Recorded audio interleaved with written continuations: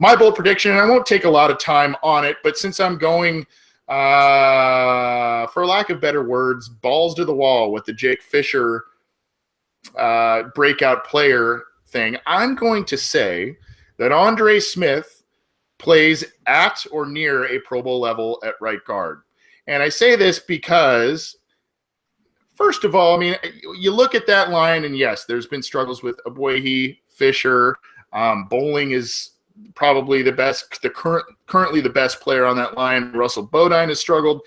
But you look at it this way, and I'm usually the cynic and the negative guy, so I'm going to spin this into a positive here. You've got 2 former first-round picks in Aboihi and Andre Smith on that line. You've got a second-round pick in Jake Fisher on that line. And you've got 2 fourth-round picks in Bowling and Bodine on that line.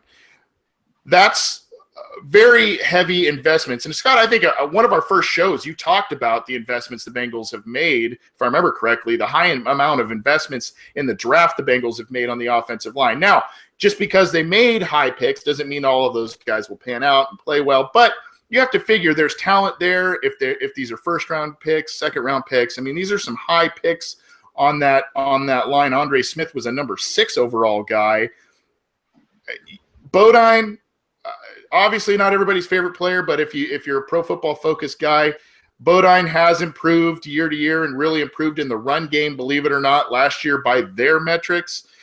You've got Clint Bowling on the left, and now you've got a guy towards the end of his career, was an effective tackle for a good portion of his career when he wasn't hurt. You've got a guy now kicking inside, doing that thing that older tackles do to extend their career and potentially help out an offensive line even more. And truth be told, this might be a position that was better suited for Andre Smith from the get-go. He's a big mauler guy, a guy that can really do a lot of things in the run game, was a decent pass protector, but showed some limitations against those smaller, quicker guys. Now you kick him inside. You've got a more athletic Jake Fisher on the outside. He can kind of help Fisher on certain things, but he can also help out in the interior parts of the line. I don't know. Again, big boomer bust potential here.